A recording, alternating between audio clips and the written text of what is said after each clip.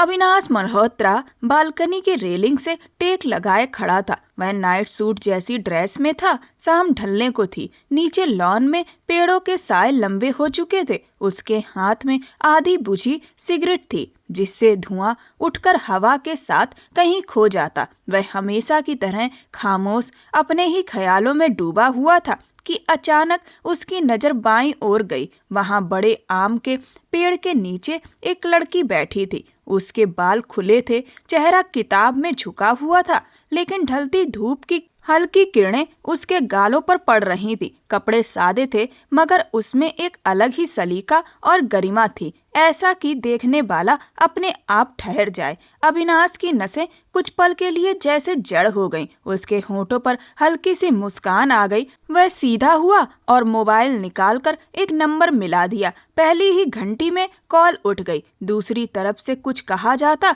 उससे पहले ही वह बोल पड़ा, बलवीर बात कर रहे हो? उधर से तुरंत जवाब आया, जी साहब, मैं ही बोल रहा हूँ। अविनाश ने धीमी आवाज में कहा, यह जो बाईं तरफ लॉन में बैठकर किताब पढ़ रही है, यह लड़की कौन है? मैंने इसे पहले कभी बंगले में नहीं देखा। किसकी इजाजत से आई है? चौकीदार ने एक पल सोचा, फिर उधर देखते हुए बोला, अरे साहब, वो मनोज ड्राइवर की बेटी है। नाम है आयशा। अपने पिता के साथ सर्वेंट क्वार्टर में रहती है। गांव से आई है नौकरी की तलाश में। बहुत ही सीधी सादी और संस्कारी लड़की है। कई बार हमारे लिए खाना भी बना देती है। बहुत अच्छे लोग हैं। बोलने के ढंग में ही अपनापन है। अविनाश की आंखों में दिलचस्पी की हल्की सी चमक उभर आई। अच्छा, नौकरी की तलाश में है? उसने जैसे खुद से कहा, फिर थोड़ा रुककर बोला, इसे मेरे कमरे में भेज दो अभी। और हाँ, ज्यादा देर ना लगे, मैं कमरे में इंतजार कर रहा हूँ। जी साहब, बलवीर ने आदर से कहा और फोन काट दिया। अविनाश ने सिगरेट एश ट्रे में बुझाई, अपनी आस्तीनें ठीक की और कमरे में आकर सोफे पर बैठ गया। कमरे में हल्की पीली रोशनी थी। एसी चल रहा था और हवा में हल्की सी खुशबू फैली थी। वह इंतजार करने लगा। उसकी नजरें दरवाजे पर टिकी थीं। कुछ वक्त बीता, फिर दरवाजे पर हल्की सी दस्तक हुई। वह सीधा हुआ, आओ। आंखों में गहरी उत्सुकता थी। दरवाजा खुला, मगर अंदर आने वाला वो नहीं था जिसका उसे इंतजार था, बल्कि चौकीदार अंदर आया। बलबीर झिझकता हुआ खड़ा था। अविनाश की भौंहें तन गईं। वो कहाँ है? मैंने तुम्हें नहीं बुलाया था। वो लड़की कहाँ गई? वह काफी सख्त लहजे में बोला था। बलबीर ने नजरें झुका ली। साहब, वो नहीं आ रही। क्या मतलब? अविनाश की आवाज में सख्ती और बढ़ गई थी। उसकी आंखें तरेर गईं। मैंने बहुत समझाया साहब, मगर वो कह रही थी कि किसी अनजान आदमी के कमरे में नहीं जाएगी। कह रही थी कि वह यहाँ आपकी नौकरानी नहीं है। उसके पिता यहाँ काम करते हैं। जो भी बात है उनसे कीजिए। मुझे बेवजह परेशान ना किया जाए। कुछ पलों के लिए कमरे में सन्नाटा छा गया। अविनाश के चेहरे पर बेचैनी की लहर दौड़ गई। आज तक उसे किसी ने मना नहीं किया था, खासकर उसके घर में काम करने वालों ने तो कभी नहीं। उसे ऐसा लगा जैसे किसी ने उसकी इज्जत पर सीधा चोट कर दी हो। वह खड़ा हो गया और धीमी मगर जहरीली आवाज में बोला, क्या कहा तुमने? मेरे ही घर में रहकर मेरे हुक्म को ठुकरा दिया इस लड़की ने? इतनी हिम्मत कैसे हुई? बलबीर ने धीरे से कहा, जी साहब, वो बहुत इज्जतदार लड़की है। उसकी बात करने का तरीका बदतमीजी वाला नहीं था। बस क्या? अविनाश की आवाज अचानक भड़क उठी। वह बहुत कुछ सह सकता था, लेकिन अपने रुतबे को चुनौती देना उसे किसी कीमत पर मंजूर नहीं था। चौकीदार आगे कुछ कह पाता उससे पहले ही अविनाश बोल पड़ा, आखिर होती कौन है ये? मेरे घर में रह रही है और मेरे ही हुक्म को मना कर रही है। उसके शब्दों से जैसे धुआं निकल रहा था। गुस्से से उसके दिमाग की नसें तन गई थी। बलवीर घबरा गया। साहब, वो नादानी में चुप रहो। अविनाश ने हाथ उठाकर उसे रोक दिया। अगर वो नहीं आएगी तो मैं खुद जाकर देखूंगा कैसे मना करती है मुझसे मिलने से। आज तक इस दुनिया में कोई पैदा नहीं हुआ जिसने मुझे इनकार किया हो। मैं उस लड़की को बताऊंगा कि मेरा रुतबा क्या है। आज वह पूरे एक हफ्ते बाद अमेरिका से लौटा था। सोचकर आया था कि आराम करेगा, लेकिन उसे क्या पता था कि उसके ही घर में रहने वाली एक साधारण ड्राइवर की बेटी उसके होश उड़ा देगी। वह एक पल भी रुका नहीं और तेजी से दरवाजे की तरफ बढ़ गया। बलबीर हिचकिचाया। साहब, वो डर जाएगी, अविनाश ने सख्त लहजे में कहा। डरना ही चाहिए उसे। उसने अविनाश मल्होत्रा को मना किया है, मेरे रुतबे को ठुकराया है। आज मैं उसे बताऊंगा कि मैं कौन हूँ और वो मेरे सामने किस हैसियत में खड़ी है। दरवाजा जोर से खुला। वह तेज कदमों से सीढ़ियों से नीचे उतर गया। उसके इत्र की खुशबू हवा में फैल गई। अविनाश की आंखों में जिज्ञासा के साथ एक अजीब सा गुस्सा था, ऐसा गुस्सा जो सालों की ताकत और हुकूमत से पैदा होता है, मगर आज पहली बार किसी के इनकार से ठेस खा गया था। सर्वेंट क्वार्टर की छोटी सी खिड़की से हल्की धूप अंदर आ रही थी। हवा में तेल की खुशबू और पुराने फर्नीचर की सी महक घुली हुई थी। आयशा आईने के सामने खड़ी अपने बाल संवार रही थी। उसके लंबे घने बाल कमर से नीचे तक बह रहे थे, जैसे किसी झरने की धार। उसने गहरी सांस ली, मानो पूरे दिन की थकान उतार रही हो। तभी अचानक बिना दस्तक के दरवाजा जोर से खुला। अविनाश मल्होत्रा अंदर दाखिल हुआ। चाल में ठहरा हुआ घमंड था, आंखों में वही शक्ति जो ताकत से पैदा होती है, मगर अगले ही पल वह ठिठक गया, जैसे वक्त एक पल के लिए रुक गया हो। आयशा ने आईने में उसका अक्स देखा तो चौंक कर पलटी। उसके हाथ कांप गए। दुपट्टा कुर्सी पर ही छूट गया था। घबराहट में उसने जल्दी से दुपट्टा अपने ऊपर लपेट लिया और कांपती हुई आवाज में बोली, आपको शर्म नहीं आती? किसी लड़की के कमरे में इस तरह बिना इजाजत घुस आते हैं? आप कौन होते हैं मेरी इजाजत के बिना यहाँ आने वाले? अविनाश के चेहरे पर कुछ पलों के लिए पछतावे की हल्की सी लकीर उभरी, मगर अगले ही पल गुस्से की गर्मी ने उसे मिटा दिया। तुम्हें पता है तुम किससे बात कर रही हो? वह कड़े लहजे में बोला। मैं इस घर का मालिक हूँ। यहाँ की एक एक दीवार मेरे कहने पर चलती है और तुम एक नौकर की बेटी होकर इस तरह मुझसे बात करोगी? तुम्हें यह हिम्मत किसने दी है? आयशा ने डर के बावजूद खुद को संभाला और उसकी आंखों में सीधा देखते हुए साफ और दो टूक लहजे में बोली, जी हाँ, आप मालिक हैं, मगर इसका मतलब यह नहीं कि आपको किसी की इज्जत कुचलने का हक मिल जाता है। सबसे पहले तो आप मेरे कमरे से बाहर जाइए। मैं आपके बुलाने पर इसलिए नहीं आई क्योंकि आपकी नीयत ठीक नहीं लगी। इस तरह किसी भी नौकर को, खासकर ड्राइवर की बेटी को, अपने कमरे में बुलाना गलत है और मुझे आप जैसे लोगों के बारे में अच्छे से पता है। अविनाश का लहजा और भड़क उठा। जुबान संभाल कर बात करो। तुम्हें पता है मैं कौन हूँ? अविनाश मल्होत्रा, मल्होत्रा खानदान का इकलौता वारिस। तुम्हारे बाप का मालिक हूँ मैं और तुम मुझसे इस तरह बात कर रही हो?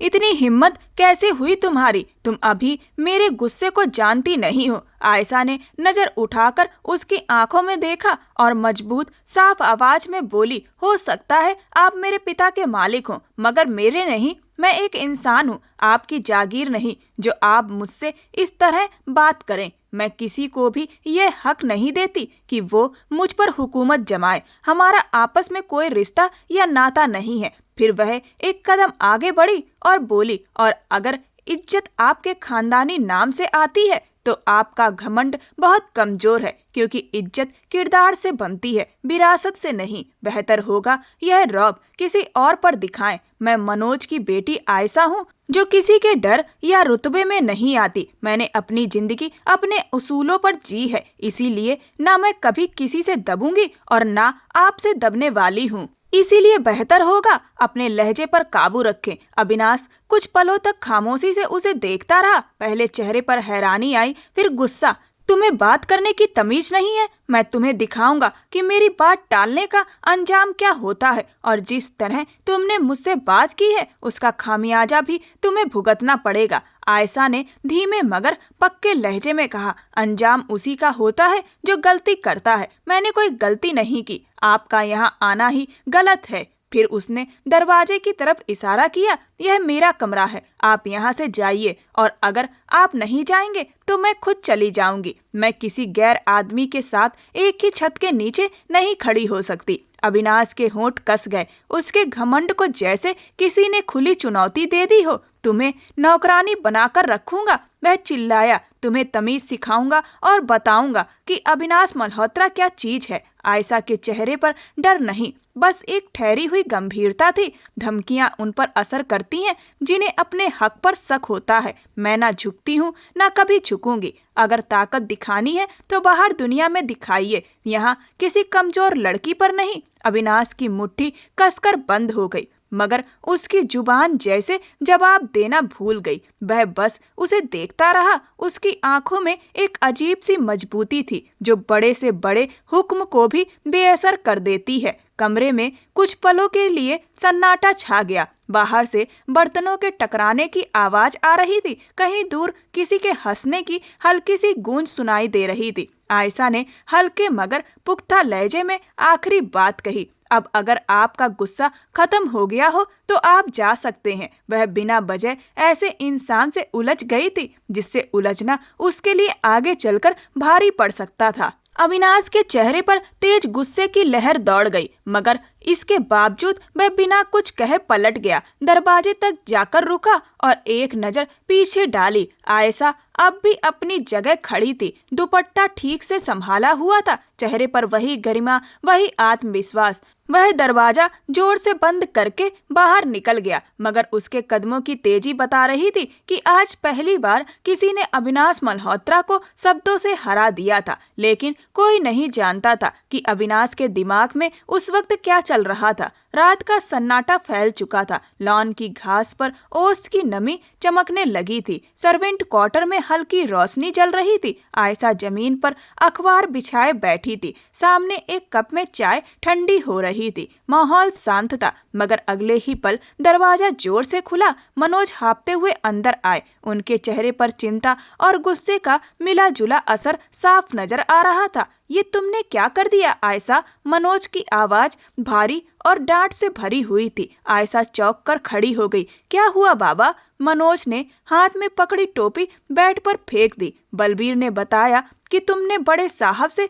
बदतमीजी की है। तुम्हें पता है वो कितने गुस्से वाले इंसान हैं। अगर उनका दिमाग खराब हो गया तो समझो मेरी नौकरी गई। आयशा ने शांत मगर दुखी आवाज में कहा, बाबा मैंने कोई बदतमीजी नहीं की, मैंने बस अपनी इज्जत की बात की थी। इज्जत की बात? मनोज कड़वा सा हंसा। बेटी ये उनका घर है, यहाँ हमारी कोई इज्जत नहीं चलती। तुम्हें पता है उनका मिजाज कैसा है? एक बात पर आदमी की पूरी जिंदगी पलट देते हैं। अगर उन्होंने मुझे नौकरी से निकाल दिया तो हम जाएंगे कहाँ? आयशा धीरे से बोली, बाबा अगर उन्होंने निकाल दिया तो कहीं और काम मिल जाएगा। आप इतना क्यों डर रहे हैं? मनोज ने बेबसी से सिर हिला दिया। तुम्हें दुनिया का तजुर्बा नहीं है। वो बहुत ताकतवर लोग हैं। अगर उन्होंने दुश्मनी ठान ली तो मुझे कहीं काम करने लायक नहीं छोड़ेंगे। तुम नहीं जानती, अविनाश मल्होत्रा की बात सिर्फ इस घर तक नहीं रहती, पूरे शहर में चलती है। आयशा ने नजरें झुका ली।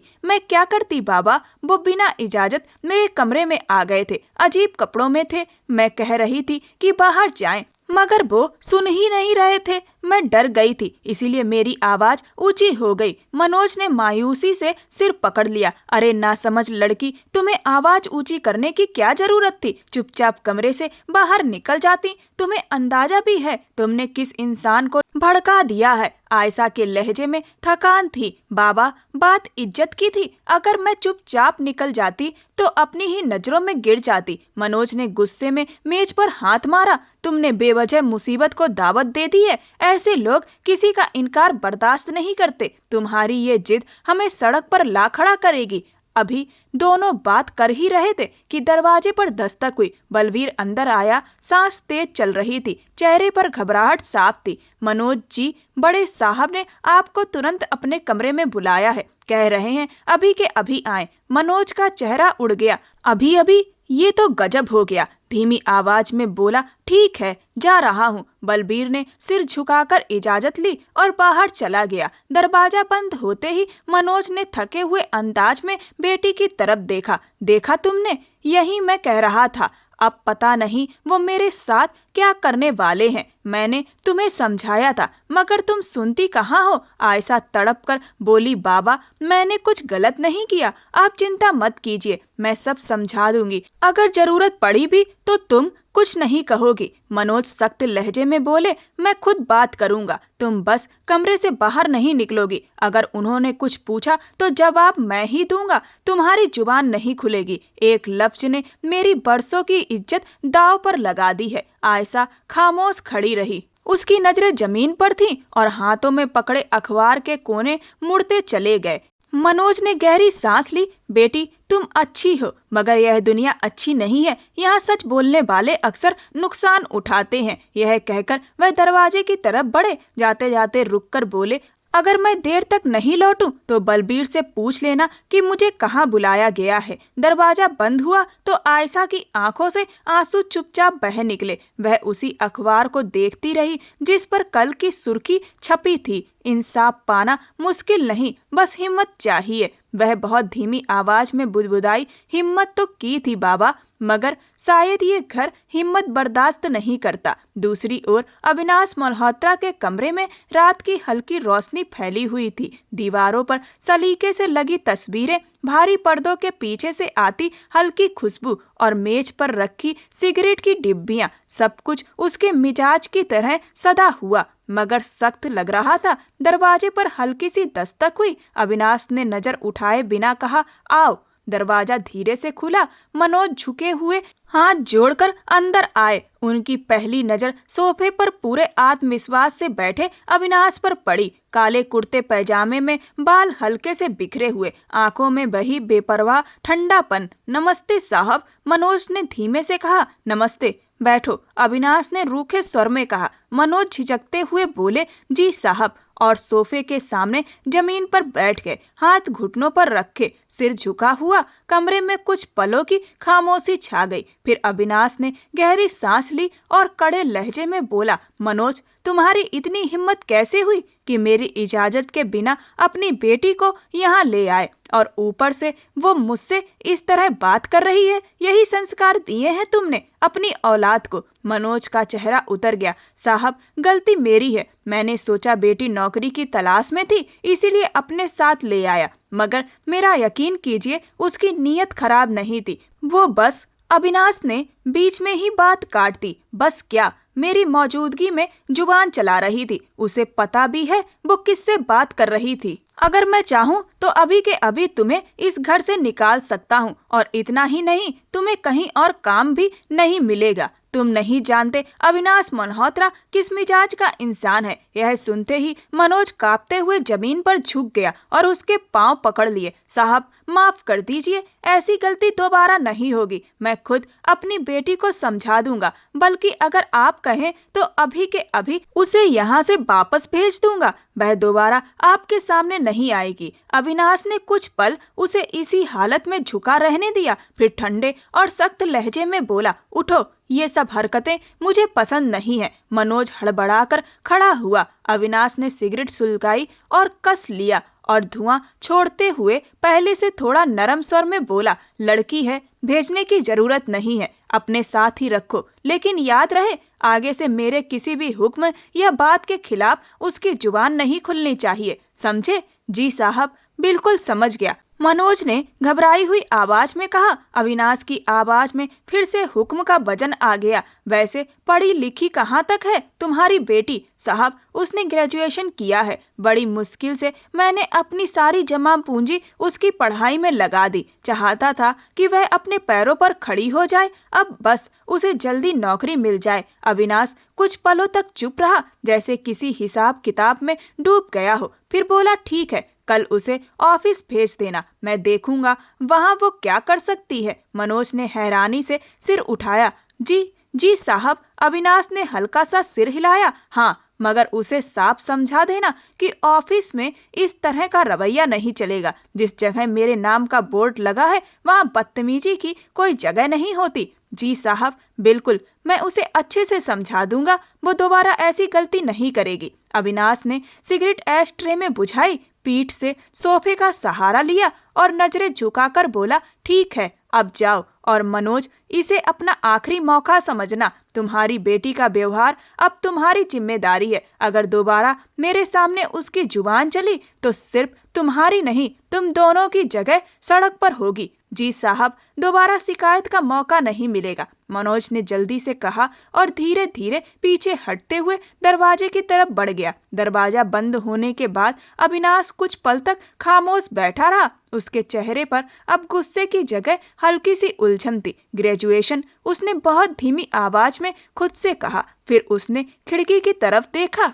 बाहर रात गहरी हो चुकी थी। शायद वह खुद भी नहीं समझ पा रहा था कि इस लड़की से हुआ झगड़ा उस पर इतना असर क्यों कर गया था। उसकी बातों का आत्मसम्मान था या उसका ठहरा हुआ आत्मविश्वास, या फिर कुछ और जो उसे बार बार उसी की तरफ खींच रहा था, वरना वह कभी किसी इंसान में इतनी दिलचस्पी नहीं लेता था। सुबह की नरम रोशनी खिड़की के पर्दों से छनकर अंदर आ रही थी। सर्वेंट क्वार्टर में सन्नाटा था, बस चाय के बर्तनों की हल्की खनक सुनाई दे रही थी। मनोज जल्दी जल्दी कपड़े बदल रहे थे। चेहरे पर रात की थकान साफ झलक रही थी। आयशा उनके सामने खड़ी थी। बाल बंधे हुए थे, सादा दुपट्टा ओढ़ा हुआ था, मगर चेहरा गुस्से और तनाव से भरा हुआ था। बाबा, मुझे समझ नहीं आता आपने ऐसा क्यों किया। वह पलटी तो उसके लहजे में दबा हुआ गुस्सा साफ झलक रहा था। विकी ने आपसे कहा था कि मेरे लिए कहीं और नौकरी की बात करेगा।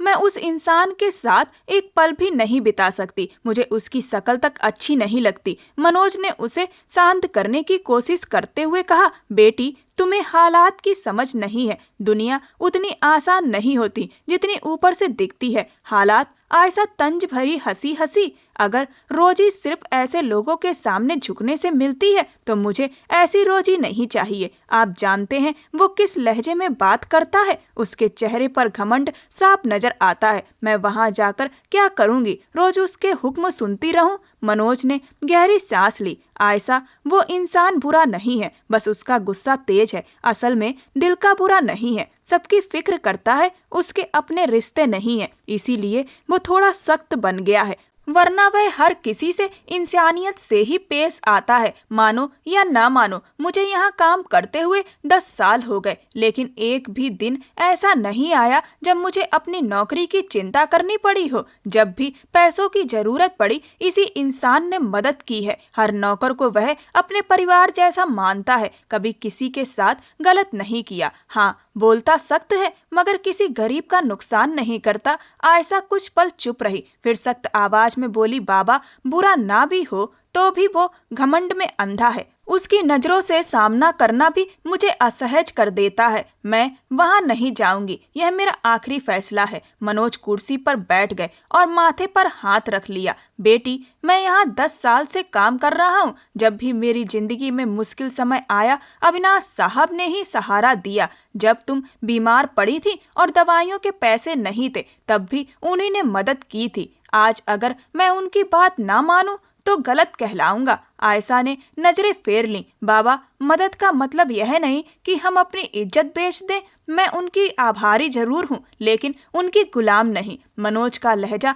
नरम हो गया, मगर आंखों में नमी उतर आई। मैं जानता हूँ तुम सही कह रही हो, लेकिन दुनिया तुम्हारी सच्चाई नहीं देखती, सिर्फ नतीजा देखती है। कल अगर मैं नौकरी से निकाल दिया गया तो तुम्हारे लिए क्या बचेगा? तुम कहती हो मौसी के घर चली जाऊंगी, कितने दिन रखेंगी वो? उनके भी अपने झंझट हैं, अपना परिवार है, उनके बेटे हैं। मैं तुम्हें ऐसे किसी के घर कैसे भेज दूं? किस भरोसे? वह थोड़ा रुककर बोले, बेटी, तुम मेरी इज्जत हो, तुम्हारे खिलाफ मैं कभी कुछ नहीं चाहूंगा, मगर मजबूरी है। आज अगर तुम वहां नहीं गई तो मैं अपनी आंखों से अपनी नौकरी जाते देखूंगा। आयशा के हाथ कांप गए। तो आप मुझ पर बोझ डाल रहे हैं? बाबा, बोझ नहीं, तुम मेरी उम्मीद हो। मैं बस इतना चाहता हूँ कि तुम एक दिन अपने पैरों पर खड़ी हो जाओ। यह नौकरी तुम्हें किसी के सामने झुकाने के लिए नहीं, खुद को साबित करने के लिए है। आयशा ने चुपचाप दुपट्टे का पल्लू उंगलियों में लपेट लिया। लेकिन बाबा, अगर वो फिर वही लहजा और वही बर्ताव करें तो मैं सहन नहीं कर पाऊंगी। मनोज धीरे से बोले, वो तुम्हारे साथ वैसा नहीं करेगा। मैंने खुद उससे बात की है, उसने कहा है कि तुम्हें ऑफिस भेज दूं। उनके चेहरे पर गुस्सा नहीं था, सोच थी। शायद उसने तुम्हें परखा हो। आयशा ने हल्की सी कमजोर मुस्कान के साथ कहा, शायद मैं उसकी कसौटी पर खरी नहीं उतरी। मनोज खड़े हुए और उसके कंधे पर हाथ रखा। नहीं, तुम्हारी सच्चाई ने उसे चुप कर दिया है। अब वक्त है कि तुम अपना हुनर दिखाओ। तुम ग्रेजुएट हो, पढ़ाई ही तुम्हारी पूंजी है। खुद को एक मौका दो। वह खामोश रही, चाय का कप थामते हुए धीमे से बोली, अगर मैं वहां गई तो सिर्फ आपकी वजह से। लेकिन अगर कुछ गलत हुआ तो मैं वापस आ जाऊंगी बाबा। मैं किसी की गुलामी नहीं करूंगी। मनोज के चेहरे पर हल्की राहत आ गई। बस यही सुनना था उसे।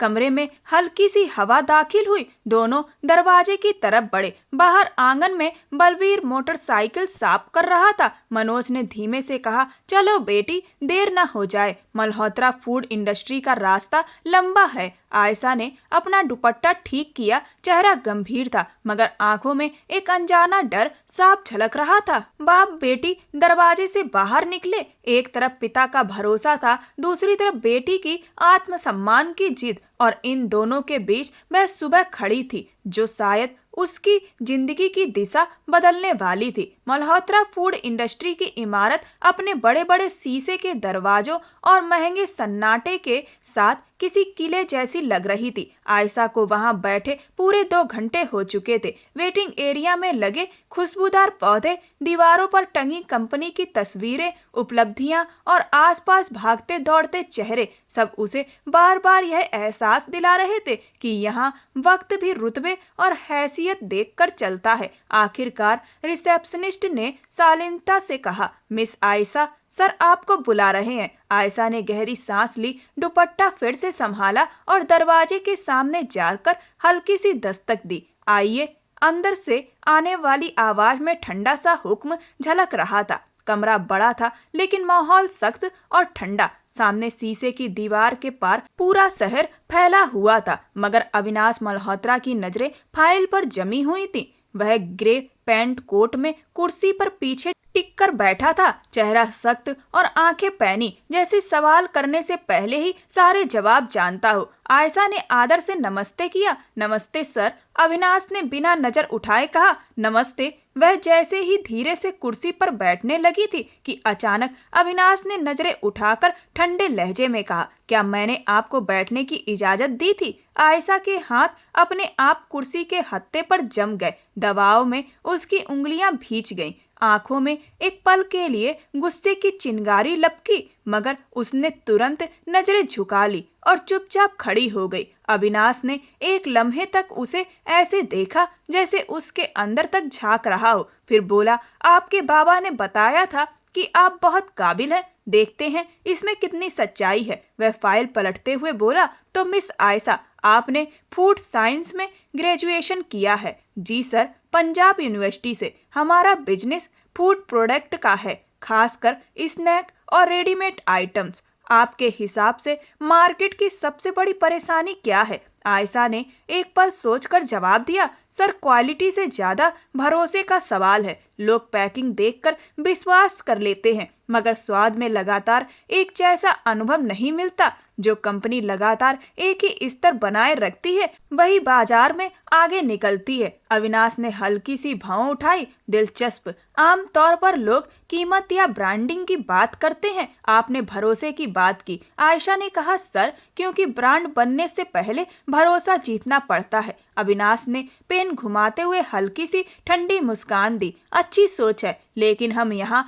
भाषण सुनने नहीं, काम करने के लिए लोगों को रखते हैं। आयशा साफ शब्दों में बोली, सर काम के मैदान में मेरी यही सोच मेरी ताकत है। अविनाश के चेहरे पर हल्का सा व्यंग उभरा। आप में काफी आत्मविश्वास है। उम्मीद है ये दफ्तर के नियमों से बड़ा नहीं होगा। आत्मविश्वास कभी नियम तोड़ने की वजह नहीं बनता सर। वह कुछ पल उसे घूरता रहा, फिर फाइल बंद करके कुर्सी के हैंड रेस्ट पर हाथ रखा। सैलरी पैकेज आपके लिए 3 लाख से शुरू होगा। मैं सहमत हूँ सर, आयशा ने संक्षेप में जवाब दिया। अविनाश हल्का सा हंसकर बोला, इतनी जल्दी? बिना सोचे समझे लोग तो इस पर लंबी बहस करते हैं। आयशा बोली, मैं बहस तब करती हूँ सर जब सामने वाले की नीयत पर शक हो। अविनाश की आंखों में एक पल के लिए अजीब सी चमक आई। तो आप कहना चाह रही हैं कि मुझ पर शक नहीं होना चाहिए? आयशा ने शांत स्वर में कहा, मैं बस इतना कह रही हूँ सर कि मेरा काम आपको खुद भरोसा दिला देगा। कमरे में कुछ पल खामोशी छा गई। फिर अविनाश ने धीरे से फाइल उसकी तरफ बढ़ाते हुए कहा, आप कल से ज्वाइन कर सकती हैं, फूड डेवलपमेंट डिपार्टमेंट में रिपोर्ट करना। और हाँ, वह थोड़ा रुककर बोला, यहाँ बिना इजाजत कोई कदम नहीं उठाया जाता और मेरे आदेश की अवहेलना नहीं की जाती। मेरी एक आवाज पर सामने हाजिर होना पड़ता है। जो भी मेरे आदेश नहीं मानेगा उसके साथ मैं सख्ती से पेश आता हूँ। यह कंपनी मेरी है और यहाँ मेरे बनाए हुए नियम चलते हैं, इसीलिए अगर यहाँ काम करना है तो मेरे नियमों के हिसाब से ही करना होगा। आयशा ने नजरें उठाकर कहा, जी सर, जैसी आपकी मर्जी। उसे खुद पर पूरा भरोसा था कि वह कभी कोई गलती नहीं करेगी, मगर उसे क्या पता था कि यही नौकरी उसकी जिंदगी की सबसे बड़ी गलती साबित होने वाली है। अविनाश ने कलम मेज पर रखते हुए कहा, कोशिश कीजिए कि अपने जज्बात दफ्तर की दहलीज के बाहर छोड़कर आया करें। यहाँ काम की भाषा बोली जाती है, जिद की नहीं। और जो शख्स मेरी बात को नजरअंदाज करके अपनी बात को ज्यादा अहमियत देता है उसके साथ मैं बिल्कुल भी नरमी नहीं बरतता। आयशा हल्की सी मुस्कुराहट के साथ बोली, जी सर, लेकिन कभी कभी जिद ही काम की बुनियाद बनती है। और वह भी आयशा थी। आज तक वह किसी के सामने झुकी नहीं थी। जो बात उसे सही लगती थी वह रखती थी। वह कभी इंसान की हैसियत देखकर बात नहीं करती थी। यही उसकी सबसे बड़ी आदत और कमजोरी थी। अविनाश के चेहरे पर एक अजीब सी मुस्कान उभरी। शायद देखते हैं तुम्हारी यह इज्जत कितनी देर टिकती है। आयशा ने चुपचाप सिर हिलाया, नमस्ते किया और बाहर निकल गई। दरवाजा बंद होते ही अविनाश कुर्सी के पीछे टिकते हुए बुदबुदाया, दिलचस्प लड़की है, शायद बाबा की सिफारिश के बावजूद अपनी जगह खुद बनाना चाहती है। उधर बाहर गलियारे में चलते हुए आयशा ने धीमे से खुद से कहा, यह नौकरी नहीं, जंग शुरू हुई है। अगर मेरे पिता की नौकरी का सवाल ना होता तो किसी भी कीमत पर यहाँ काम नहीं करती। पता नहीं किस इंसान से मेरा पाला पड़ गया है। रात का सन्नाटा पूरे परिसर में फैल चुका था। अविनाश की गाड़ी एक झटके से रुकी और वह दरवाजा खोलकर बाहर निकला। हवा में हल्की सी खुशबू घुली हुई थी। तभी अगले ही पल उसने एक नरम सी हंसी सुनी, मासूम और बेपरवाह, जैसे किसी पल की चोरी की हुई हंसी हो। उसने गर्दन घुमाई तो हल्की रोशनी में आयशा नजर आई। वह दुपट्टे के बिना सादी सलवार कमीज में अपने पिता के साथ सर्वेंट क्वार्टर के दरवाजे पर खड़ी थी। मोबाइल के कैमरे की रोशनी में उसका चेहरा चमक रहा था और वह किसी को वीडियो कॉल पर कुछ दिखाते हुए हंस रही थी। अविनाश के कदम अपने आप उसकी तरफ बढ़ गए। वह खुद को रोकना चाहता था, मगर ना जाने क्यों इस लड़की में एक अजीब सी कशिश थी जो उसे अपनी तरफ खींचे जा रही थी। वह चाहकर भी खुद को रोक नहीं पाया। पास आकर उसने गला साफ किया। उसकी आवाज इतनी भारी थी कि दोनों चौंक गए। मनोज ने फौरन झुककर नमस्ते किया, जबकि आयशा ने मोबाइल बंद किया और सीधे खड़ी होकर नजरें झुका ली। उसने ऐसे इंसान को नमस्ते करना भी जरूरी नहीं समझा। उस वक्त वह उसे किसी जहर की तरह लग रहा था जो बाप बेटी के बीच आकर खड़ा हो गया हो। अविनाश ने ठंडे लहजे में कहा, तुम्हें तमीज नहीं है नमस्ते करने की। उसका नमस्ते ना करना उसे अंदर तक चुभ गया था। आयशा ने नजरें उठाकर देखा। चेहरे पर डर की कोई परछाई नहीं थी। नमस्ते उन्हीं को की जाती है जिनसे कोई रिश्ता हो, और मैं किसी अनजान आदमी से कोई रिश्ता नहीं रखना चाहती, इसीलिए नमस्ते भी नहीं करूंगी। वह पलट कर जाने लगी, लेकिन क्या वह उसे यूं ही जाने देता? यह मुमकिन नहीं था। मनोज घबरा गए। आयशा, यह क्या बातें कर रही हो? नमस्ते करो बेटा। वह अपनी बेटी के स्वभाव को जानते थे, लेकिन सामने वाला आदमी ऐसा नहीं था, इसीलिए वह उसे संभालना चाहते थे, क्योंकि वह अक्सर उसके सामने अपने आपे से बाहर हो जाती थी और जो मन में आता था बोल देती थी। आयशा अपनी जगह पर डटी रही। बाबा, मैंने कहा ना, मुझे नमस्ते नहीं करना। किसी अनजान आदमी को नमस्ते करना जरूरी नहीं है, तो आप भी मुझ पर जोर मत डालिए। वह अंदर जाने के लिए मुड़ी ही थी कि अविनाश के चेहरे पर सख्ती उतर आई। मनोज, अगर यह अंदर गई ना तो तुम कल सुबह से इस घर से बाहर होगे। यह लड़की बेवजह जिद पर उतर आई थी। जब से वह आई थी, मनोज पहला नौकर था जिसे बार बार उसके कारण अपमान झेलना पड़ रहा था। मनोज का चेहरा पीला पड़ गया। उन्होंने फौरन आयशा का हाथ पकड़ लिया। आंखों में विनती थी, बेटा एक बार मेरी बात मान लो। उन्हें अपनी नौकरी और अपनी जान दोनों बहुत प्यारी थी। आयशा ने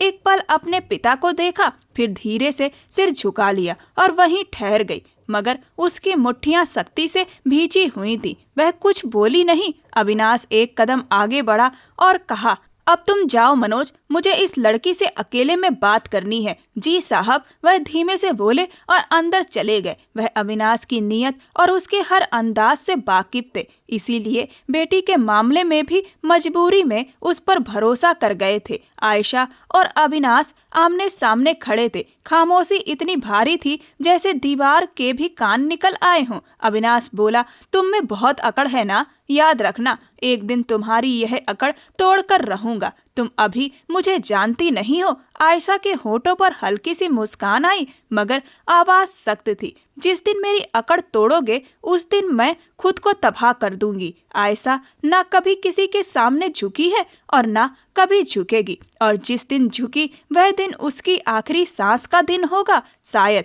और आगे से मुझे इस तरह संबोधित करने की हिम्मत मत करना। यह उसकी जिंदगी की पहली लड़की थी जो उससे इस लहजे में बात कर रही थी, वरना लड़कियां तो उसकी एक नज़र पर ही मर मिटती थीं। अविनाश की आंखों में एक पल के लिए हैरानी चमकी। खुद को समझती क्या हो? कोई आसमान से उतरी परी हो या कोई मिस वर्ल्ड? ग्रेजुएशन कर लिया तो क्या बहुत बड़ा कारनामा कर लिया? वैसे तुम जैसे गरीब लोग अगर थोड़ी पढ़ाई कर लें तो दिमाग आसमान पर पहुंच जाता है। आयशा ने 2 कदम आगे बढ़कर आंखों में आंखें डाल दी और कहा, और आपने मास्टर कर लिया तो क्या आपने पूरा आसमान जीत लिया? कम से कम मैंने ग्रेजुएशन करके कुछ तो हासिल किया, लेकिन आप तो आज भी अपनी अकड़ और घमंड के खोल में बंद हैं। साहब, अपने खोल से बाहर आइए और दुनिया देखिए। आपकी अकड़ के बाद भी दुनिया चल रही है। अविनाश का जबड़ा भींच गया। बहुत जुबान चलती है तुम्हारी, शायद तुम्हें तुम्हारी औकात याद दिलानी पड़ेगी। मेरी औकात मेरे काम तय करते हैं, आपकी बातें नहीं। वह मजबूती से बोली, और अगर आप समझते हैं कि किसी को नीचा दिखाकर अपनी ऊंचाई नापी जा सकती है तो शायद आपकी नाप ही गलत है। आप एक खोखले इंसान हैं जिन्हें बात करने की भी तमीज नहीं है, खासकर औरतों से। अविनाश ने तंज भरी हंसी छोड़ी। वाह, क्या सोच है! इतने बड़े बड़े बोल तो किसी कंपनी का सीईओ भी नहीं बोलता होगा जितने तुम बोल लेती हो। आयशा ने बिना डरे कहा। आपके सीईओ वाले लहजे में इंसानियत कम और घमंड ज्यादा झलकता है। आयशा ने ठंडी आवाज में कहा, सर बेहतर होगा आप अपने गिरेबान में झांक लें। कहीं ऐसा ना हो कि आखिर में आप बिल्कुल अकेले रह जाएं और आपके पास कोई भी ना हो। अविनाश ने एक पल उसे देखा, फिर धीमे मगर सख्त लहजे में बोला,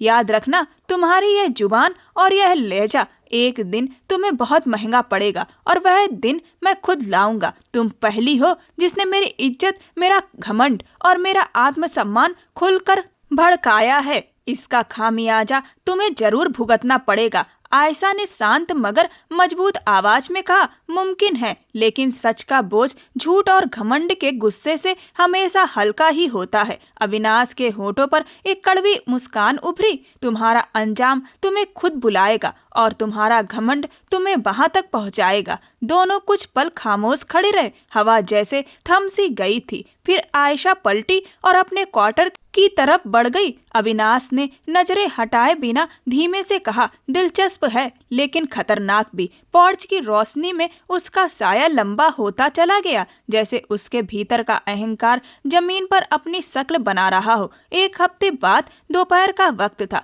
मल्होत्रा इंडस्ट्री की इमारत में काम पूरे जोर पर था। हलचल अपने चरम पर थी। मीटिंग रूम में अविनाश मल्होत्रा अपने खास रौबदार अंदाज में टीम को निर्देश दे रहा था कि तभी किसी के टकरा जाने से उसके हाथ में पकड़ा जूस का गिलास डगमगा गया। ठंडा जूस तेजी से उसकी सफेद शर्ट पर फैल गया। गहरे लाल रंग के दाग साफ नजर आने लगे। एक पल के लिए कमरे में सन्नाटा छा गया। अविनाश ने हल्का सा होंठ दबाया, गुस्से को काबू में रखा और बस इतना बिना कहा एक्सक्यूज मी वह सीधे किचन एरिया की तरफ बढ़ गया। उसके जूतों की आवाज फर्श पर लगातार गूंज पैदा कर रही थी। अंदर दाखिल हुआ तो वहां आयशा मौजूद थी, हाथ में फाइल और पेन लिए फूड प्रोडक्ट से जुड़े नोट्स लिख रही थी। रोशनी में उसके चेहरे की मासूम शक्ति साफ नजर आ रही थी। अविनाश के कदम रुक गए। एक पल के लिए वह बस उसे देखता रहा, फिर जैसे उसके अंदर कोई जिद जाग उठी हो, उसने अपनी शर्ट के बटन खोले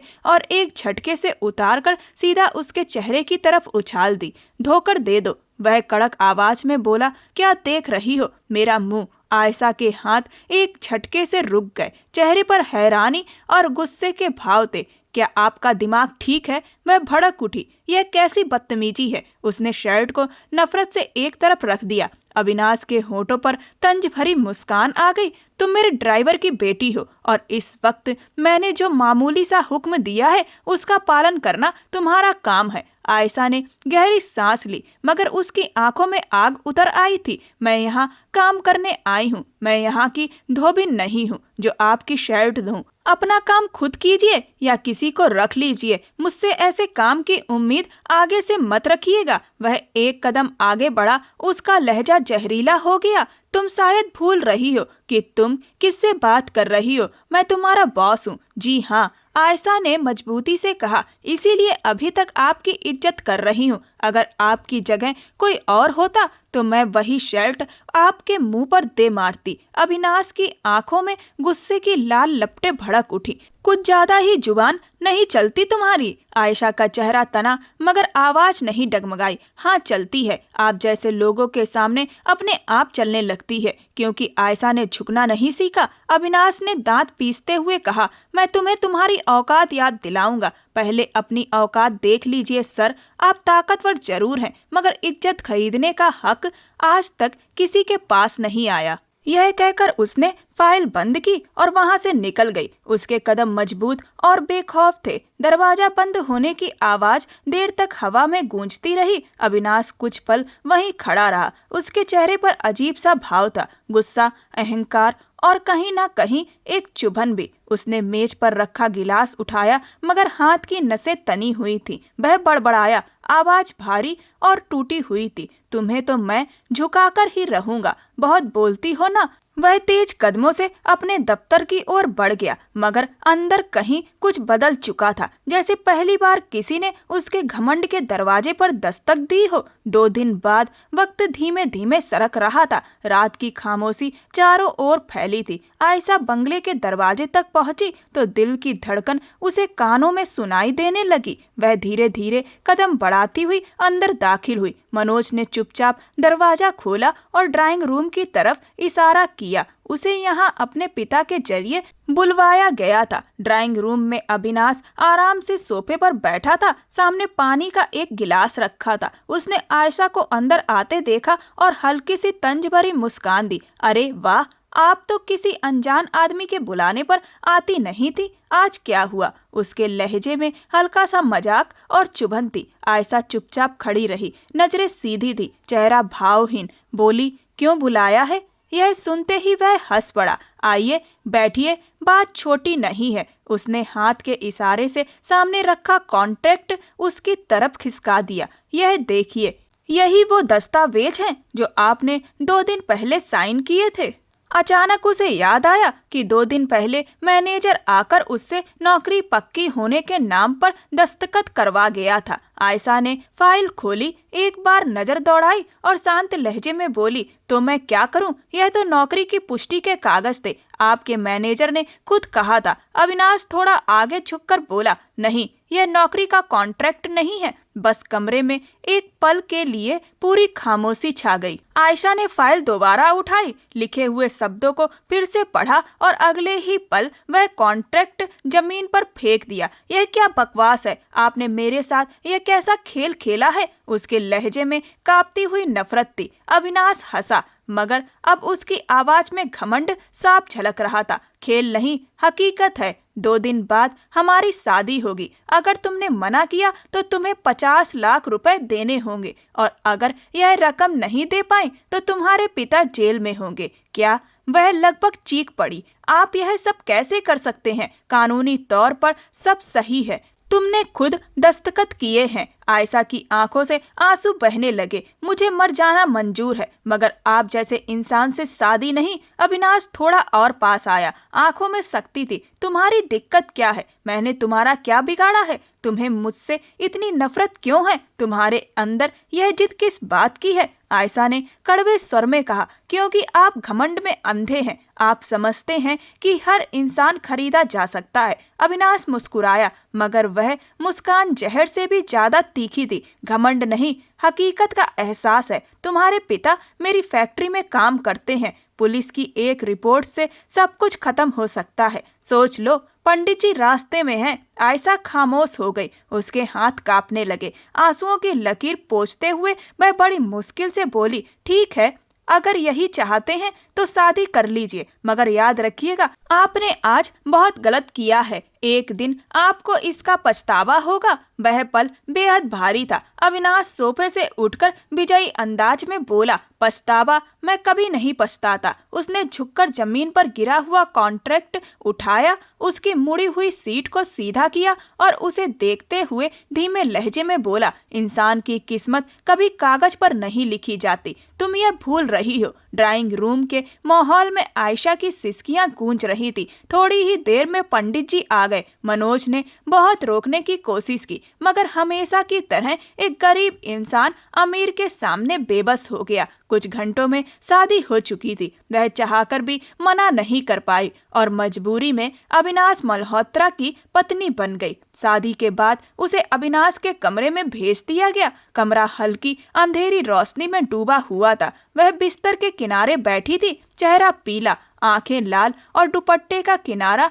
उंगलियों में मरोड़ रही थी। शादी बहुत सादगी से हुई थी। मनोज की आंखों से बहते आंसू अब भी उसके दिमाग में घूम रहे थे। वह पल जब उन्होंने अविनाश के सामने हाथ जोड़े थे, उसके दिल पर हमेशा के लिए एक गहरा निशान छोड़ गया था। कुछ देर बाद दरवाजा धीरे से खुला। अविनाश अंदर आया। वह हमेशा की तरह पूरे आत्मविश्वास के साथ चलता हुआ आया, मगर आज उस आत्मविश्वास में एक अजीब सा ठहराव था। उसने दरवाजा बंद किया और कुछ पल यूं ही खड़ा रहा, जैसे अपनी जीत को महसूस कर रहा हो। फिर ठंडे लहजे में बोला, कैसा लग रहा है अपने पति के साथ एक ही छत के नीचे खड़े होना?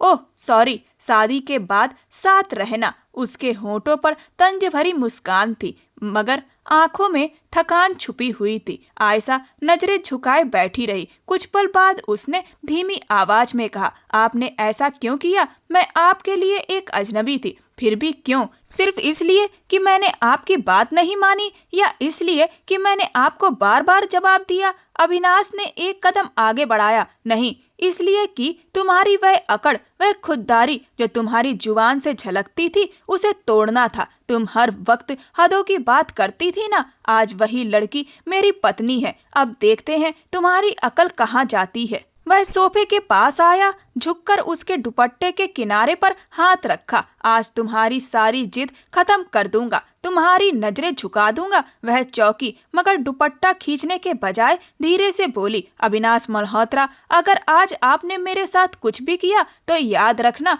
मैं खुद को तबाह कर लूंगी। वह पल जैसे हवा में जम गया। अविनाश का हाथ वहीं थम गया। वह रुक गया, जैसे उसकी बात ने अंदर तक चोट पहुंचाई हो। वह रोते हुए बोली, मैंने अपनी जिंदगी अपने उसूलों पर जी है। मैंने कभी किसी के सामने सिर नहीं झुकाया और आज भी नहीं झुकाऊंगी। अगर आज आपने मेरी आत्मा को कुचलने की कोशिश की तो समझ लीजिए मैं तबाह हो जाऊंगी, मगर आपके सामने नहीं झुकूंगी। अविनाश चुप खड़ा रहा। उसके चेहरे पर कई भाव आए पर चले गए, गुस्सा, उलझन और आखिर में एक अजीब सा ठहराव। उसकी आंखों में वही पुरानी चमक अब नहीं थी। उसने गहरी सांस ली, हाथ पीछे खींच लिया और धीमे से बोला, तुम्हें लगता है मैं बस इतना ही जालिम हूँ? उसके लहजे में तंज कम और थकान ज्यादा थी। वह कुछ नहीं बोली, बस आंखों से बहते आंसू गालों पर उतरते रहे। अविनाश ने नजरें फेर ली, 2 कदम पीछे हटा। तुम जीत गई, जैसे हमेशा जीतती आई हो। वह मुड़ा, दरवाजे तक गया, फिर रुक गया। पता है, तुम्हारे इनकार में भी एक अजीब सी ताकत थी। शायद इसीलिए तुमसे नफरत नहीं कर सका, बस समझ नहीं पाया। यह कहकर वह दरवाजा खोलकर बाहर निकल गया। वह जीत कर भी हार गया था। कमरे में एक पल के लिए पूरी खामोशी छा गई। लैंप की रोशनी उसके चेहरे पर पड़ी तो आंसू मोतियों की तरह चमक उठे। उसने दुपट्टे के पल्लू से आंसू पोंछे, फिर सिर उठाकर आसमान की तरफ देखा। बाहर बारिश तेज हो चुकी थी, जैसे आसमान भी इस रात की बेबसी में उसके साथ रो रहा हो। वक्त तेजी से आगे बढ़ता रहा। 2 दिन बाद कमरे के माहौल में अजीब सा तनाव था। पर्दे हल्की हवा के साथ हिल रहे थे, मगर अंदर का सन्नाटा जमी हुई बर्फ जैसा था, जैसे वक्त ने वहां सांस लेना छोड़ दिया हो। वह बालकनी में खड़ी कोहनियों से रेलिंग थामे नीचे लॉन में खिले फूलों को देख रही थी, या शायद अपने टूटे हुए सपनों को। 2 दिन बीत चुके थे, मगर दिल में चुभता दर्द अब भी उतना ही ताजा था। कुछ ही पलों बाद दरवाजा एक झटके से खुला। अविनाश अंदर दाखिल हुआ। उसके कदमों की आहट भारी थी। वह सीधे बालकनी की तरफ बढ़ा, लहजे में सख्ती लिए हुए बोला, यहाँ क्या कर रही हो? वह आहिस्ता से मुड़ी। आंखों में नींद नहीं, आग थी। अपनी बर्बादी का तमाशा देख रही हूँ। यहीं से तुम खड़े होकर मुझे देखा करते थे ना, जब मैं दाईं तरफ बैठी किताब पढ़ रही होती थी। बस अब देख रही हूँ कि तुम्हारी नजर ने एक लड़की को किस अंजाम तक पहुंचा दिया। अविनाश का जबड़ा सख्त हो गया। तुम्हें हर बात में जहर घोलकर बोलने में मजा आता है क्या? मैंने तुमसे सिर्फ पूछा है कि यहाँ क्या कर रही हो, इसमें कौन सा गुनाह हो गया? वह तल्खी से मुस्कुराई। बता तो दिया ना, बर्बादी का तमाशा देख रही हूँ, और मेरे सामने इतना मासूम बनने की कोशिश मत करो। तुम्हें और तुम्हारे खेल को मैं अच्छी तरह जानती हूँ। तुमने जो किया है उसे मैं कभी माफ नहीं कर सकती। अविनाश एक कदम आगे बढ़ा। तुम्हारे कहने पर मैं तुम्हारे करीब नहीं गया, तुम्हारी खुददारी का सम्मान किया, तुम्हारी अकड़ नहीं तोड़ी। फिर भी तुम्हारा यह बर्ताव, इतना घमंड, क्या समझती हो खुद को? तुम मेरे सामने चींटी के बराबर भी नहीं हो। आयशा तड़प कर बोली। एक बात हमेशा याद रखना अविनाश मल्होत्रा, अगर चींटियों का झुंड हाथी की सूंड में घुस जाए ना, तो वही हाथी को खत्म कर देता है। इसीलिए बेहतर है मुझसे दूर रहो, वरना तुम्हारी यह अकड़, यह घमंड सब मिट्टी में मिल जाएगा। अविनाश का चेहरा गुस्से से लाल हो गया। वह तेजी से आगे बढ़ा और उसके बाजू पकड़ लिए। तुम मुझे गुस्सा क्यों दिलाती हो? हर वक्त चुभती हुई बातें क्यों करती हो? मैंने ऐसा कौन सा गुनाह कर दिया है? वह उसके करीब आते ही झटके से बाजू छुड़ाते हुए बोली, हाँ, गुनाह किया है। तुमने एक ऐसी लड़की की जिंदगी बर्बाद की है जिसने तुम्हें कोसा तक नहीं है। तुमने जबरदस्ती एक रिश्ता थोप दिया जिसमें सम्मान नहीं, सिर्फ तुम्हारा घमंड है। तुम्हें लगता है शादी के एक कागज से तुम किसी की जिंदगी के मालिक बन गए हो? नहीं अविनाश मल्होत्रा, तुम कभी किसी के मालिक नहीं बन सकते। तुम तो अपने अहंकार के गुलाम हो। अविनाश की आंखों की चमक अब जलते हुए शोले बन चुकी थी। बस करो अपनी फालतू बकवास। तुम अपनी हैसियत भूल गई हो। मैंने तुम्हें इज्जत दी, घर दिया, नाम दिया, और तुम हो कि बदतमीजी पर उतर आई हो। वह हंसी, मगर वह हंसी जहर से भरी हुई थी। इज्जत?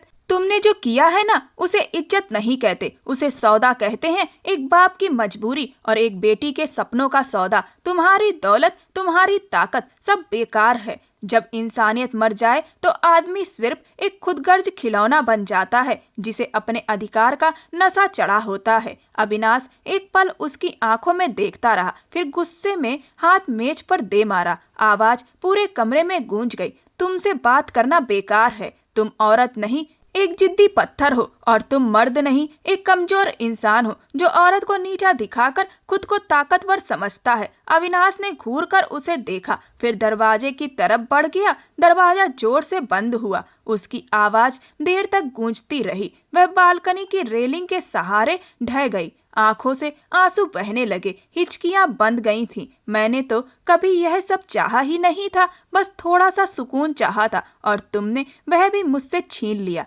चांदनी बालकनी में फैली हुई थी, मगर उसकी आंखों का अंधेरा हर रोशनी को निगल चुका था। वक्त और तेजी से गुजरता जा रहा था। सब कुछ अपनी रफ्तार से तय हो चुका था। रात की चादर चारों तरफ फैल चुकी थी। कमरे में हल्की रोशनी फैली हुई थी। एक कोने में जलता लैंप दीवार पर लंबे साए बना रहा था। हवा में उदासी घुली हुई थी। वह कोने में जमीन पर बैठी थी, चेहरा दोनों हाथों में छुपा हुआ। कंधे हल्के हल्के कांप रहे थे। सिसकियों की धीमी आवाज कमरे की खामोशी को चीर रही थी। दरवाजा धीरे से खुला। वह अंदर आया। कुछ पल दरवाजे के पास खड़ा उसे देखता रहा। उसके चेहरे पर आज वह शक्ति नहीं थी जो हमेशा रहती थी, बस पछतावा और थकान थी। फिर वह धीरे धीरे चलता हुआ उसके पास आकर बैठ गया। आयशा ने उसकी मौजूदगी महसूस की तो फौरन उठने की कोशिश की, मगर उसने चुपचाप उसकी कलाई पकड़ ली। छोड़ो मेरा हाथ, वह गुस्से से बोली। आंखें लाल थीं और आवाज कांप रही थी। वह धीमे से बोला, बस एक बार मेरी बात सुन लो, फिर चाहो तो चली जाना। वह एक पल को ठहर गई, नजरें झुका ली, मगर हाथ नहीं छुड़ाया। उसकी सांसें भारी थी, दिल के अंदर तूफान मचा हुआ था। वह चुपचाप वहीं बैठ गई। अविनाश ने नजरें झुकाई और धीमी आवाज में बोला, जब मैंने तुम्हें पहली बार देखा था, तुम हवेली के बाग में बैठी किताब पढ़ रही थी, बहुत शांत, बहुत अलग। पता है, उस दिन मुझे पहली बार एहसास हुआ कि दिल सच में धड़क सकता है। तुम्हें देखकर दिल इतनी जोर से धड़का कि खुद पर काबू नहीं रहा। वह हल्का सा मुस्कुराया, मगर चेहरे पर दर्द साफ झलक रहा था। मुझे तुमसे पहली नजर में प्यार हो गया था। शायद ये शब्द तुम्हें बनावटी लगे, मगर यही सच है। वह खामोशी से उसकी बात सुनती रही। आंखों से बहते आंसू रुकने का नाम नहीं ले रहे थे। अविनाश की आवाज भर आई, मेरे पास कोई अपना नहीं है, ना माँ, ना पिता, ना भाई बहन, बस यही कुछ लोग हैं, मनोज, पंकज, बलबीर और यहाँ काम करने वाले लोग। यही मेरा परिवार है। मैंने हमेशा इनकी इज्जत की, कभी किसी पर जुल्म नहीं किया, मगर तुम्हारे सामने मैं खुद को खो बैठा। हर पल खुद को ताकतवर साबित करने की कोशिश करता रहा, जबकि सच यह है कि मैं तुमसे प्रभावित था, तुम्हारी जिद से, तुम्हारी सच्चाई से, तुम्हारे स्वाभिमान से। वह बिना रोए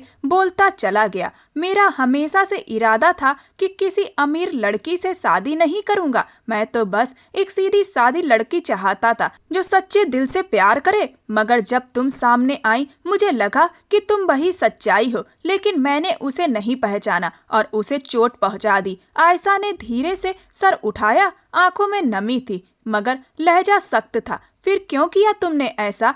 तुम्हें इतना अधिकार किसने दिया कि किसी की जिंदगी बर्बाद कर दो? तुमने मुझे जबरदस्ती इस रिश्ते में बांधा, मेरी मर्जी के बिना। तुम्हें लगा कि यह मोहब्बत है? अविनाश ने गहरी सांस ली। नहीं, यह मोहब्बत नहीं थी, यह जिद थी, पागलपन था। मैं तुम्हें अपने सामने झुकाना चाहता था, लेकिन जब तुमने उस रात कहा कि अगर मैंने तुम्हें छुआ तो तुम खुद को तबाह कर लोगी, उस लम्हे मेरा दिल कांप गया। ऐसा लगा कि अगर तुम्हें कुछ हुआ तो मैं भी खत्म हो जाऊंगा। इसीलिए मैं रुका, तुम्हें हाथ नहीं लगाया। मैंने खुद को पीछे कर लिया, लेकिन शायद बहुत देर हो चुकी थी। वह सर झुकाकर बोला, मैं माफी मांगता हूँ आयशा, तुमसे, तुम्हारे पिताजी से, तुम्हारे पूरे अस्तित्व से। अगर मुमकिन हो तो मुझे माफ कर दो। आज अविनाश तुम्हारे आंसुओं के सामने बेबस हो गया है। हमेशा तुम्हें जंग लड़ती देखा है, लेकिन आज तुम्हारे आंसू ने मेरे दिल को हिला दिया। कमरे में कुछ देर खामोशी छा गई। आयशा के होंठ थरथराए। वह बोली, तुमने मेरा भरोसा तोड़ा है, मेरा सुकून छीना है, लेकिन तुमने जो रुक कर साबित किया वह इंसानियत थी। शायद उसी की वजह से दिल पूरी नफरत नहीं कर सका। मगर एक बात चाहिए तुमसे। क्या? वह नरम लहजे में बोला कि तुम कभी किसी के साथ जबरदस्ती नहीं करोगे, चाहे वह लड़की हो, कोई नौकर हो या तुमसे कमजोर कोई शख्स। तुम अपनी ताकत इंसानियत के लिए इस्तेमाल करोगे, जुल्म के लिए नहीं। अविनाश ने गहरी सांस ली और उसकी आंखों में देखकर कहा, मैं यकीन दिलाता हूँ आयशा, कभी नहीं। तुमने मुझे आईना दिखा दिया। उसके लहजे में पहली बार नरमी थी। वह धीरे से उसके करीब आया। क्या तुम मुझे माफ कर दोगी? आयशा ने हिचकियां लेकर सिर हिलाया। शायद पूरी तरह नहीं, लेकिन कोशिश करूंगी, क्योंकि कभी कभी माफ करना खुद को आजाद करने के लिए जरूरी होता है। अविनाश के होंठ कांप उठे। वह धीरे से बोला, शुक्रिया। फिर वह झुककर उसके आंसू पोंछने लगा। आयशा ने एक लम्हे को अपनी नाराजगी में डटकर खुद को ढीला छोड़ दिया। वह उसे अपने गले से लगा लेता है। अगर वह झुक रहा था तो उसने अपनी अकड़ दिखाने की जरूरत नहीं समझी। कमरे में खामोशी फैल गई। बाहर चांद अपनी रोशनी से पूरे आंगन को भर रहा था। धीरे धीरे अविनाश के अच्छे व्यवहार को देखकर कुछ महीनों में आयशा को उसके प्यार पे यकीन आया। अविनाश ने आयशा को वक्त दिया और उसका दिल जीतने का प्रयास करता रहा। वक्त लगा, कुछ महीने लग गए, पर आखिरकार मोहब्बत जीत गई। अविनाश ने मोहब्बत से आयशा को जीत लिया और फिर धूमधाम से पूरी खुशी से अविनाश ने आयशा से फिर शादी की। इस बार मनोज जी बहुत खुश थे क्योंकि उनकी बेटी खुश थी और उन्हें एक काबिल दामाद मिला था। बलबीर भी बहुत खुश थे क्योंकि उनके साहब का घर बस गया था। अब अविनाश के पास भी कोई था जो उसकी फिक्र करता था। उसकी पत्नी, उसकी मोहब्बत। पहली रात सही मायने में उनके जीवन की आज थी। दोनों हमेशा के लिए एक दूसरे के हो गए। दोस्तों, हर बार अकड़ से काम नहीं चलता। दिल जीतने के लिए कभी कभी झुकना भी पड़ता है। आपको यह कहानी कैसी लगी मुझे कमेंट सेक्शन में कमेंट करके जरूर बताएं। ये कहानी पूर्णतः काल्पनिक है। इसमें दिखाई गई सभी घटनाएं और पात्र पूर्णतः काल्पनिक हैं। इनका किसी भी घटना या व्यक्ति से कोई भी कनेक्शन नहीं है। ये कहानी 18 साल या उससे अधिक के लोगों के लिए है। इस कहानी का उद्देश्य केवल मनोरंजन प्रदान करना और सामाजिक शिक्षा देना है। ऐसी और भी रोमांचक कहानियों को सुनने के लिए मेरे चैनल को सब्सक्राइब कर वीडियो को लाइक कर दें और वीडियो को ज़्यादा से ज़्यादा शेयर करें। धन्यवाद।